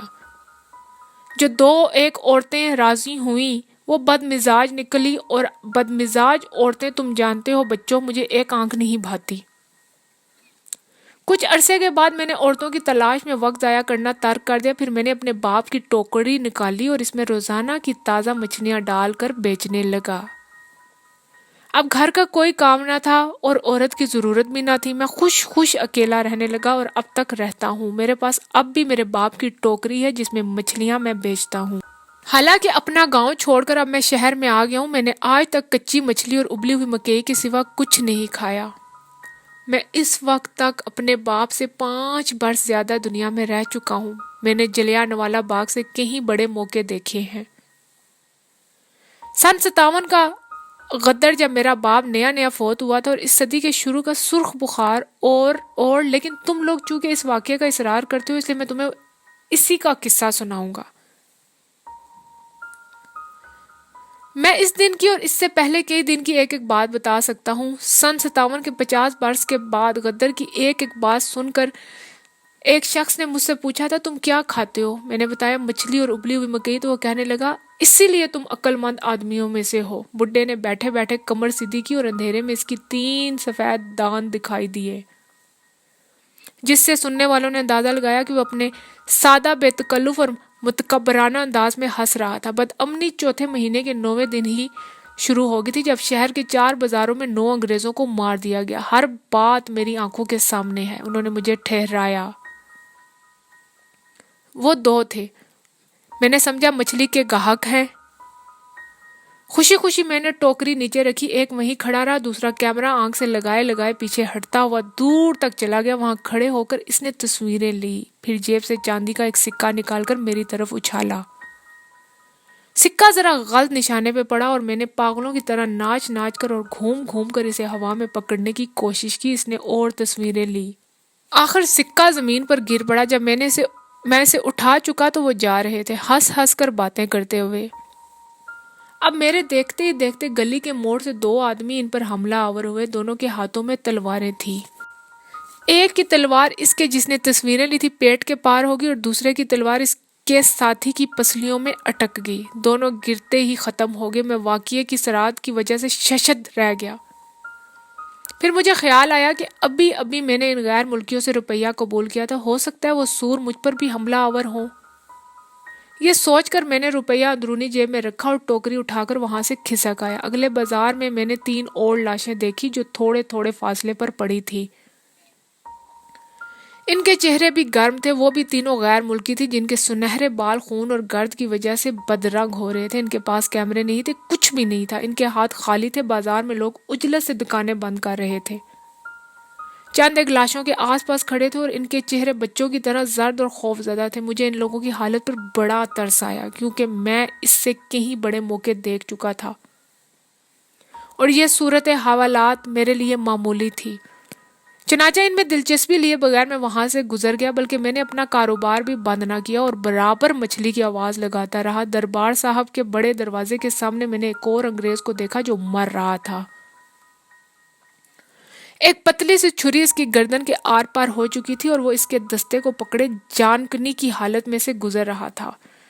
دوپہر کے وقت شہر کا سب سے بڑا چوک ویران پڑا تھا اور آس پاس کوئی جاندار دکھائی نہ دیتا تھا۔ میں وہاں سے بھی گزر گیا، لیکن وہ بڑا خوبصورت لڑکا تھا۔ 1000 کوشش کے باوجود میں اسے دوبارہ دیکھنے سے باز نہ رہ سکا۔ راستے کے موڑ پر میں نے رک کر دیکھا، مرتے ہوئے شخص کا چہرہ آسمان کی طرف تھا اور نوجوان ہونٹ سرد ہو چکے تھے۔ بچوں، تم خود خوش قسمت ہو کہ ابھی نوجوان ہو اور لا علم ہو۔ میں بڈھا مچھلی والا ہوں، لیکن ایک زمانہ گزار چکا ہوں اور زندگی کی چند ایک باتوں کا علم رکھتا ہوں۔ نوجوان چہرے اور آنکھیں اور ہونٹ دنیا کی خوش نما چیزیں ہیں، لیکن جب وہ سرد کر دیے جاتے ہیں، میں نے مچھلیاں دیکھی ہیں جو موت میں آنکھیں کھول کر مسکراتی رہتی ہیں، مگر نوجوان ان کی دوسری بات ہے۔ اس سے انسان کا دل ٹوٹ جاتا ہے۔ اس کا خیال دل سے نکالنے کے لیے میں نے زور سے مچھلی کی آواز لگائی۔ اسی طرح کچہری تک پہنچتے پہنچتے میں نے 3 اور لاشیں دیکھی جو نالیوں کے کنارے اور پٹڑیوں پر پڑی تھی، اور لاشوں کے علاوہ میں نے ایک آگ دیکھی، پوشیدہ اور خاموش آگ جو سڑکوں اور گلیوں اور بازاروں میں دوڑتے ہوئے شہریوں کے درمیان لپک رہی تھی۔ آگ جو جسموں کے بجائے دلوں اور آنکھوں میں لگی تھی، ایک خوفناک غصہ جو تمام شہریوں کے سروں پر لہرا رہا تھا۔ اور میں تمہیں سچ بتاتا ہوں بچوں، تم نے نہیں دیکھا، میں نے دیکھا ہے۔ میں نے ہزارہ مردہ انسان اور جوان اور مچھلیاں دیکھی ہیں، اور سرخ وبا میں ایک ایک دروازے سے 3 مردے بیک وقت نکلتے اور عورتوں کو ماتم کرتے ہوئے دیکھا ہے۔ اور جب ریل گاڑیوں کی ٹکر ہوئی تو میں وہاں پر موجود تھا، اور میں نے دیکھا کہ ایک آدمی کی گردن کے پاس دوسرے کا سر پڑا تھا، اور میں نے چیختے چلاتے اور ایک دوسرے پر حملہ کرتے ہوئے قافلوں کو دیکھا ہے، مگر کبھی خوف زدہ نہیں ہوا، کبھی نہیں، کیونکہ اس میں خوف زدہ ہونے کی کوئی بات ہی نہیں، لیکن وہ خاموش اور دبا ہوا غصہ جو اس شہر کے ہر نفس، ہر جاندار اور ہر پیڑ میں سانس لے رہا تھا، اسے دیکھ کر میں گھر چلا آیا۔ اس وقت سے شہر کا تمام کاروبار بند ہو گیا، اور سڑکوں اور بازاروں میں فوجی ٹرک اور گورے سپاہی پھرنے لگے، اور شہر کے باشندے جو چپے چپے پر بکھرے ہوئے تھے اب گلیوں، کونوں اور محلوں کے اندر گروہوں میں اکٹھے ہونے لگے۔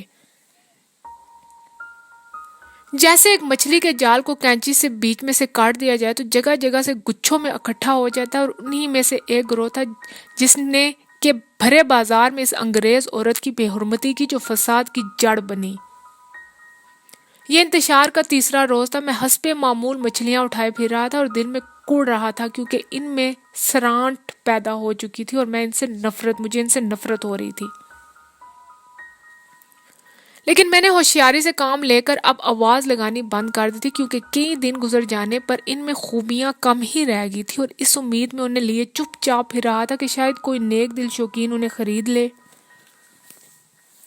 بڑے بازار میں جب اس گلی کے مقابل پہنچا جو بازار کو سبزی منڈی کی ساتھ ملاتی ہے تو ٹھٹک کر رک گیا۔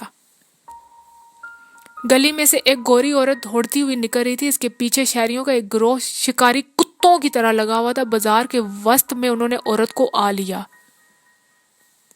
چاروں طرف سے اسے گھیر لیا۔ وہ پلید نظروں سے اسے گھورتے ہوئے، عورت کے بال راکھ کے رنگ کے تھے اور اس کی اوڑھنی غائب تھی، اس کی ٹانگیں کیچڑ میں لتھڑی ہوئی تھی اور وہ ان کے درمیان کلدار گڑیا کی طرح بہت آہستہ آہستہ اینڑیوں پر گھوم رہی تھی۔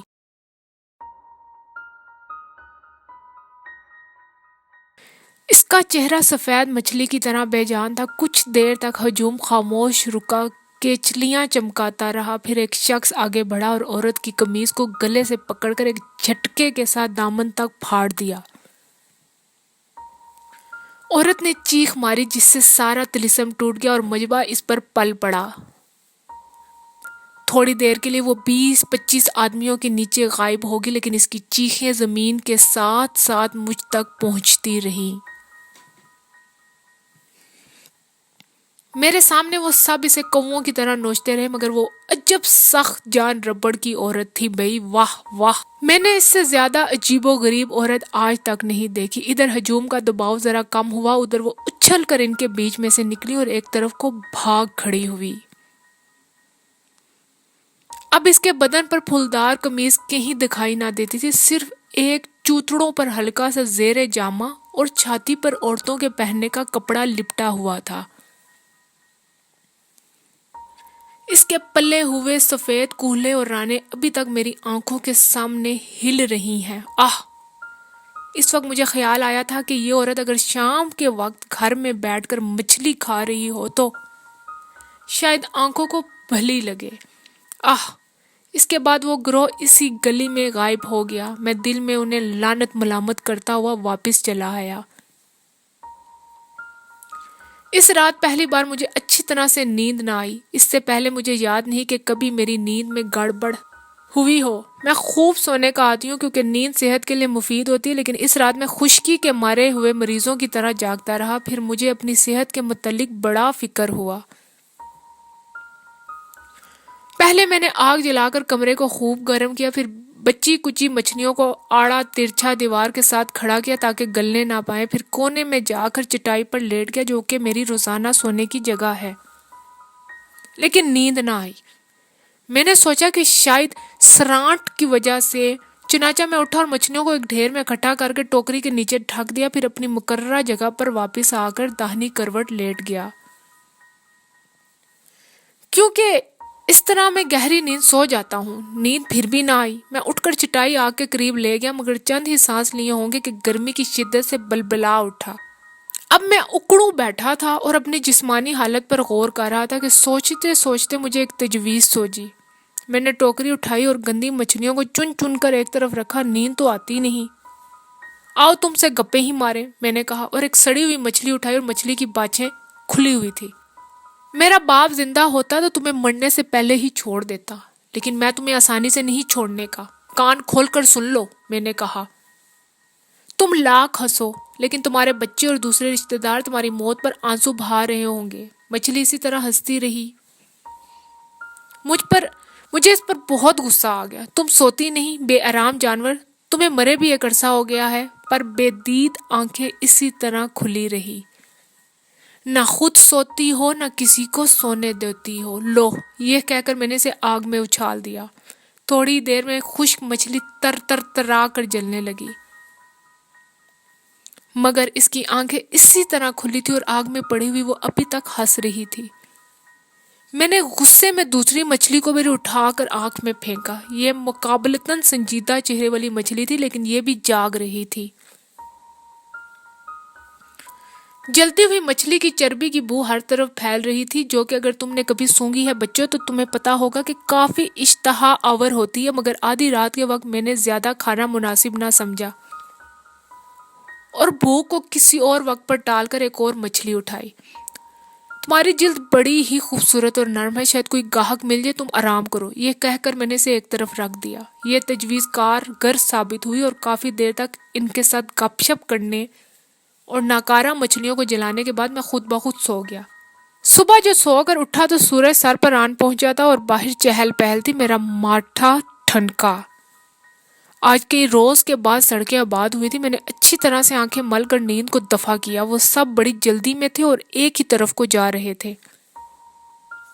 یوں لگتا تھا جیسے مچھلی کی نیلامی شروع ہو چکی ہے اور وہ اس فکر میں ہے کہ اچھی مچھلی ہاتھ سے نہ نکل جائے. لیکن ایک بات جس سے وہ مچھلی کے گاہک معلوم نہ ہوتے تھے ان کی خاموشی تھی.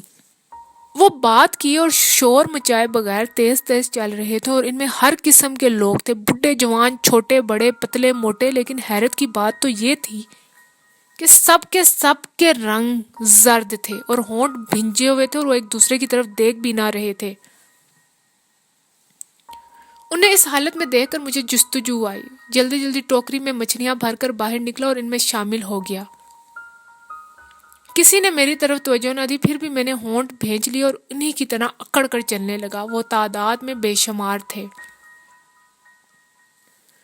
آگے اور پیچھے حد نظر تک ان کی قطاریں تھیں اور وہ ہر طرف سے آ رہے تھے. اسی طرح چلتے چلتے ہم بازار کے منہ پر پہنچ گئے. وہاں پر بہت سے مسلح گورے سپاہی کھڑے تھے. جب ہمارا ہجوم بازار میں داخل ہونے کو بڑھا تو انہوں نے ششتیں باندھ لیں اور ادھر ادھر بکھر کر میدان جنگ کی طرح مورچہ لگا لیا. ہم ڈر کر رک گئے. پھر بازار میں سے ہندوستانی لاٹھی برادر پولیس کا ایک دستہ برآمد ہوا جس نے ہم پر لاٹھیاں برسانا شروع کی، جو کسی کو لگی کسی کو نہ لگی. لیکن اس سے یہ ہوا کہ ہم بازار میں داخل نہ ہو سکے. ایک لاٹھی میری ٹوکری پر لگی جس سے وہ گر پڑی اور ساری مچھلیاں بکھر گئی. انہیں اکٹھا گرتے ہوئے چند لاٹھیاں میری پیٹھ پر بھی پڑی، لیکن میں نے ساری مچھلیوں کو اکٹھا کر ہی چھوڑا. جب میں اٹھ رہا تھا تو میرے کان میں گونجدار نعروں کی آواز آئی. یہ ایک دوسرا ہجوم تھا جو مخالف سمت سے آ کر بازار میں داخل ہونا چاہتا تھا. اس کو بھی لاٹھیوں کی مدد سے روکا گیا اور وہ ہمارے ساتھ آ ملا. ان کے آ کے ملتے ہی ہمارے لوگوں کی زبانوں میں جان پڑ گئی اور گونگا مجمع یکبارگی پوری طاقت سے چلا اٹھا. اب ہم ہزاروں کی تعداد میں تھے اور ایک لمبا چکر کاٹ کر اس طرف کو بڑھ رہے تھے جہاں اس وقت موجود ہیں. میرے چاروں طرف لوگ دھکم پیل کر رہے تھے اور نعرے لگا رہے تھے. ان کے چہروں سے اب خوف و ہراس غائب ہو چکا تھا اور اس کی جگہ خون اور جوش ابھر آیا تھا. ان کے منہ گرد آلود تھے اور بار بار دل دہلا دینے والی آواز میں کھل رہے تھے. ہم دیر تک اچھل کر اور چھلانگیں لگا کر چلتے ہوئے شور و غل مچاتے ہوئے سڑکوں پر بڑھتے رہے. راستے میں کئی چھوٹے ہجوم ہمارے ساتھ آ کر مل گئے اور کئی جگہ مسلح سپاہیوں نے ہمیں روکنے کی کوشش کی. جب ہم یہاں داخل ہوئے تو باغ میں انسانوں کا ایک سمندر تھا جس کا کوئی کنارہ نہ تھا. ہم سے پہلے بھی یہ بھرا ہوا تھا، جب ہم داخل ہوئے تو بھی یہ بھرا ہوا تھا، اور ہم سے بعد میں بھی گھنٹوں میں اس میں لوگوں کا سیلاب داخل ہوتا رہا اور یہ بھرا ہی رہا. گرد کا ایک طوفان پاؤں تلے اٹھ کر سروں پر منڈلا رہا تھا. لاکھوں لوگوں نے قیامت کا شور مچا رکھا تھا اور انتشار کا یہ عالم تھا کہ اپنے آپ کو سنبھالنا مشکل ہوا جا رہا تھا. گرد میری ناک میں گھس رہی تھی اور میرے پاؤں ہزاروں پاؤں کے نیچے کچلے جا رہے تھے. کھلی بہار میں بھی میرے سر میں سے پسینے کی دھاریاں بہہ رہی تھیں اور میں ان کو کوس رہا تھا، لیکن وہاں سے نکلنا بھی مشکل تھا. اس ریتلے پلتے اور شور مچاتے ہوئے مجمع میں میں وہی شخص تھا جس کے سر پر ٹوکری تھی اور مجھے اس بات پر دل میں شرم محسوس ہو رہی تھی. پھر اسی وقت میری نظر 12 سال کے ایک بچے پر پڑی جو شاید اپنے باپ سے بچھڑ گیا تھا اور ہجوم میں دھکے کھا رہا تھا اور رو رہا تھا. مجھے اس پر بڑا ترس آیا. اس کا ہاتھ پکڑ کر گرتا پڑتا میں اسے ایک طرف لے گیا اور وہ روتا رہا. میں نے ٹوکری میں ٹٹول کر ایک اچھی سی مچھلی نکالی اور اس کے ہاتھ میں تھمائی، جسے دیکھ کر وہ چپ ہو گیا اور خوش ایک طرف کو چل پڑا. پھر میں نے سوچا کہ ٹوکری لے کر آنے کے یہ فائدے ہیں. دروازے میں سے میں ابھی تک چلاتے ہوئے لوگ داخل ہو رہے تھے، مسلمان اپنے خدا اور مذہبی رہنماؤں کا نام لے کر، اور ہندو اور سکھ اپنے خداؤں کو پکار پکار کر نعرے لگا رہے تھے۔ جب میں مڑا تو سب لوگ ایک سیاہ داڑھی والے شخص کی طرف دیکھ رہے تھے جو ایک اونچی جگہ پر کھڑا مجمع کو چپ کرانے کے لیے ہاتھ پاؤں مار رہا تھا۔ اس کی داڑھی ہوا میں ہل رہی تھی لیکن وہ اپنی کوشش میں کچھ زیادہ کامیاب نہ رہا۔ دیکھتے دیکھتے اس کے پیچھے ایک گورا نمودار ہوا جس نے فوجی افسروں کی وردی پہن رکھی تھی۔ اس نے دھکے دے کر کالی داڑھی والے کو نیچے گرا دیا اور اسی کی طرح ہاتھ ہلا ہلا کر کچھ کہنے لگا۔ ایک لمحے کے لیے خاموشی چھا گئی اور اس کی انتہائی غسیلی آواز ہمارے کانوں میں آئی۔ اس کی بات کسی کی سمجھ میں نہ آئی لیکن اس کی حرکات اور سکنات سے ظاہر تھا کہ وہ ہمیں وہاں سے دفع ہو جانے کو کہہ رہا ہے۔ اچانک شور پھر بلند ہوا اور اس کی آواز دب گئی۔ ایک طرف سے کسی نے جوتا اتار کر اس کی طرف پھینکا، پھر ہر طرف سے جوتوں کی یلغار شروع ہوئی۔ ساتھ ساتھ مجمع مسلسل حرکت میں تھا کیونکہ اس دھکم پیل میں ایک جگہ رکنا سخت مشکل تھا۔ اب آس پاس سے ہزاروں نئے اور پرانے جوتے پھینکے جا رہے تھے اور ہوا میں جوتوں کی یلغار تھی جیسے دریا کی سطح پر سے مرغابیوں کی ڈار اڑ کر ایک لمحے کے لیے اندھیرا کر دیتی ہے۔ لیکن فوجی افسر کے ارد گرد کے لوگ ڈرے ہوئے چپ چاپ کھڑے تھے اور پیچھے سے آنے والے جوتے ان کے سروں پر گر رہے تھے۔ اس وقت میں نے ہوشیاری سے کام لے کر اپنے جوتے سنبھال کر رکھے کیونکہ میرے پاس تم جانتے ہو بچوں کے جوتوں کا صرف ایک ہی جوڑا ہے۔ جب جوتے ختم ہو گئے تو لوگوں نے اپنے اپنے کپڑے اتار کر پھینکنے شروع کر دیے۔ اب پگڑیوں، قمیضوں اور بنیانوں کے گولوں کی بوچھاڑ ہو رہی تھی اور جلد ہی آدھے سے زیادہ لوگ ننگے بدن ہو گئے، بلکہ بعض تو بے حیائی سے کام لے کر سب کچھ نکال کر پھرنے لگے۔ جب سب کچھ ختم ہو گیا تو صرف شور باقی رہ گیا جو کہ ہجوم اور وہ فوجی افسر مل کر مچا رہے تھے۔ اتنے میں میرے آگے کھڑا ہوا ایک شخص مڑا اور میری ٹوکری کی طرف بڑھا۔ میں پیچھے ہٹا تو عقب سے 10-12 ہاتھوں نے ٹوکری گھسیٹ لی اور اس میں سے مچھلیاں اٹھا اٹھا کر خون بار نظروں سے مجھے دیکھنے لگے۔ پھر پورے زور سے انہوں نے مچھلیاں ہزاروں انسانی سروں کے اوپر سے اس طرح کو پھینکی، جن لوگوں پر وہ گری انہوں نے اٹھا کر آگے پھینکی اور پھر آگے اور آگے، اور اسی طرح ایک مچھلی جا کر فوجی افسر کی آنکھوں کے درمیان میں لگی۔ اس نے وہیں پر اسے پکڑ لیا اور ایک لحظے تک اسے دیکھتا رہا، پھر سر اٹھا کر مجمع کو دیکھا، پھر مچھلی کو، پھر مجمع کو۔ دفتن اس نے مچھلی سر سے بلند کی اور پوری طاقت سے اسے سامنے کھڑے ہوئے شخص کے منہ پر کھینچ کر مارا۔ پھر اس نے بازو ہوا میں پھینکے اور پاگلوں کی طرح چیخ مار کر چلایا۔ اسی وقت گولی چلنی شروع ہوئی۔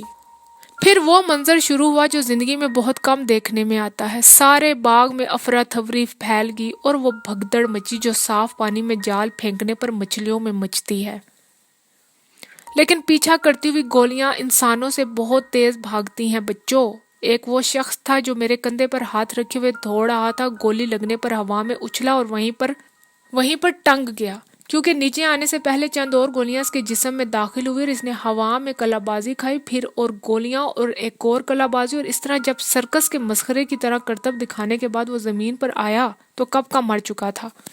اس کے چہرے پر وہی جوش و خروش اور وہی جوش تھا اور وہ بد شکل نہ ہوا تھا کیونکہ اس نے موت دیکھی ہی نہ تھی۔ یہ عجیب و غریب موت تھی۔ دیکھتے دیکھتے اس کا جسم گرتی ہوئی لاشوں میں چھپ گیا۔ یہ سارا قصہ چند لمحے کا ہے۔ وہاں سے آندھی کی طرح بھاگتے ہوئے مجھے اپنی ٹوکری دکھائی دی جو گولیاں لگنے پر گیند کی طرح اچھل رہی تھی۔ پھر بھاگتے بھاگتے میں چیخ مار کر رک گیا۔ چند گز کے فاصلے پر وہ کنواں تھا، وہ خشک کنواں تم دیکھ رہے ہو؟ ہاں وہی۔ میرے ساتھ بھاگتے ہوئے زیادہ تر لوگ اس میں جا گرے۔ ان کے اوپر دوسری طرف سے آنے والے گرے، پھر اس میں ہر طرف سے آنے والے زندہ اور مردہ لوگ گرنا شروع ہوئے اور انسانوں کی چیخوں نے گولیوں کی آواز کو دبا دیا۔ میرے دیکھتے دیکھتے کنواں مردہ اور نیم مردہ لوگوں سے بھر گیا اور لوگ آسانی کے ساتھ اس پر سے دوڑتے ہوئے گزرنے لگے۔ گولیوں کی بوچھاڑ کے نیچے نیچے دوڑتا ہوا میں اس دیوار کے پاس سے گزرا جہاں میں اب بیٹھا ہوا ہوں۔ تم دیکھ رہے ہو بچوں؟ اب یہاں پر کوئی نہیں ہے، لیکن اس وقت اس ساری دیوار پر آدمی لٹکے ہوئے تھے۔ ان کی ٹانگیں دیوار سے اندر کی طرف تھیں اور سر اور بازو باہر کی طرف لٹک رہے تھے اور ان کے پیٹ دیوار پر تھے۔ وہ لوگ تھے جو دیوار کو اس جگہ سے نیچا دے کر پھاندے کے لیے اوپر چڑھے اور گولیوں کی زد میں آ گئی، اور اندر سے دیکھنے پر یوں معلوم ہوتا تھا جیسے دھوبی نے بے شمار پجامے اور کوٹ اور پتلون سوکھنے کے لیے دھوپ میں پھیلا دیے ہیں۔ تم نے دیوار میں یہ سراغ دیکھے ہیں؟ تم جو یہ سب باتیں لوگوں سے پوچھتے پھرتے ہو بچوں، تم کبھی یہ اندازہ نہیں لگا سکتے کہ اس باغی شہر کو کتنی بڑی سزا ملی ہے۔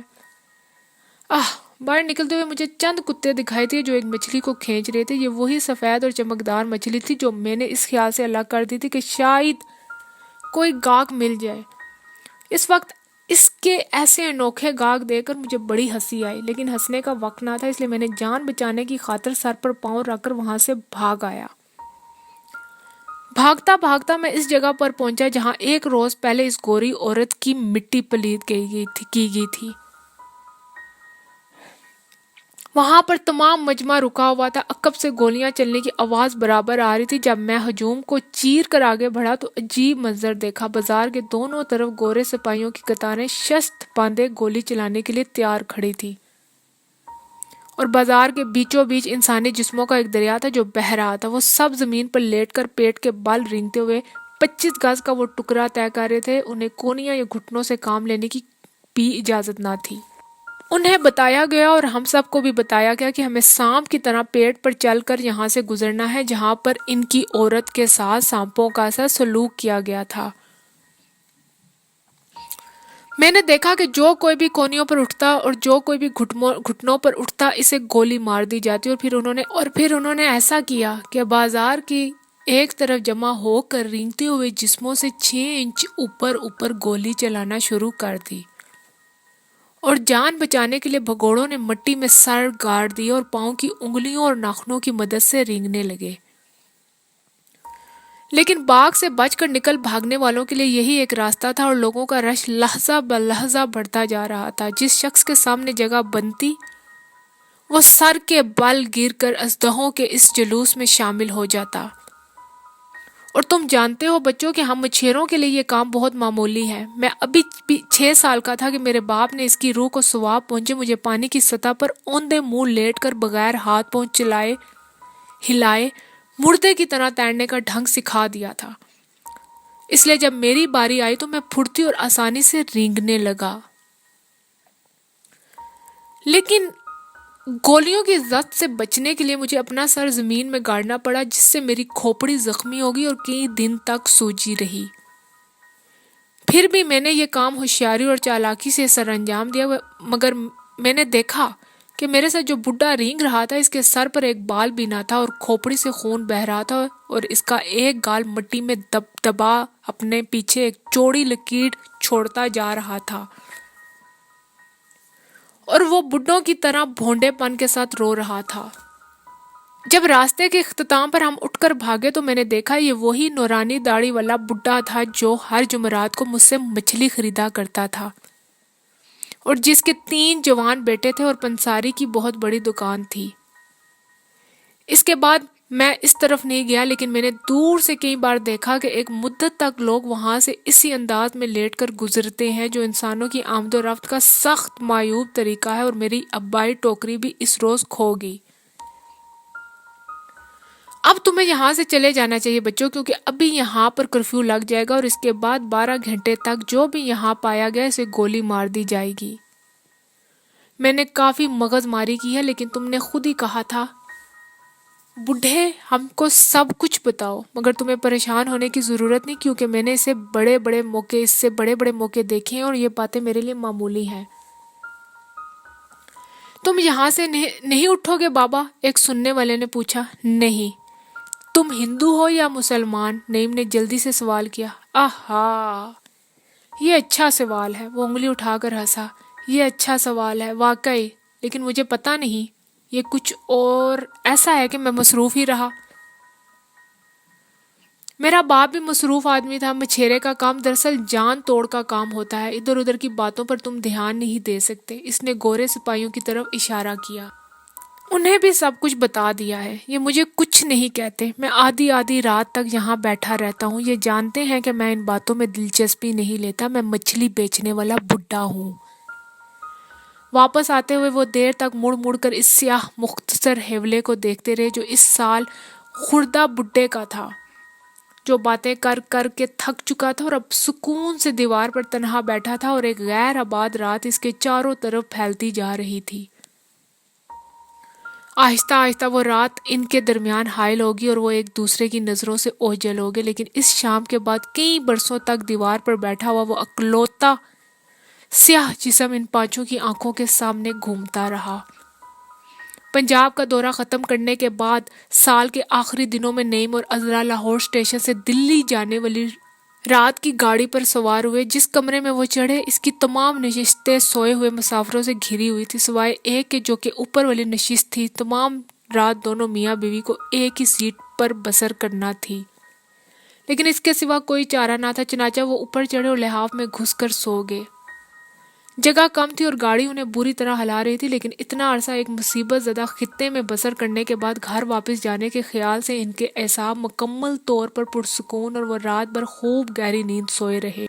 جب عذرا جاگی تو لحاف کے اندر آنکھیں کھول کر اس نے کونوں کناروں میں سے داخل ہوتی ہوئی دن کی روشنی کو دیکھا اور اسے کافی وقت گزر جانے کا احساس ہوا۔